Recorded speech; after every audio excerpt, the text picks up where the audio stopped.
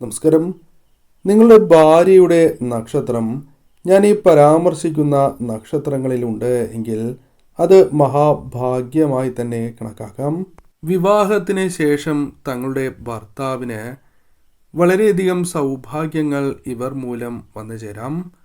അത് കുറച്ചുകൂടി ഉയർന്ന തൊഴിൽ ലഭിക്കുന്നതുമായി ബന്ധപ്പെട്ടാകാം, വിദേശത്ത് തൊഴിൽ ലഭിക്കുന്നതാകാം, അല്ലെങ്കിൽ ഭാഗ്യാനുഭവങ്ങൾ വർദ്ധിക്കുന്നതാകാം, ആരോഗ്യപരമായ ഉയർച്ചയാകാം, വീട്, വാഹനങ്ങൾ, വസ്തു എന്നിവ വാങ്ങുന്നതുമായി ബന്ധപ്പെട്ടുമാകാം.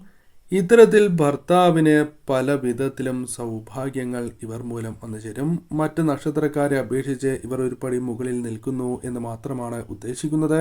ശ്രീരാമജയം എന്ന് കമന്റ് ബോക്സിൽ രേഖപ്പെടുത്തൂ.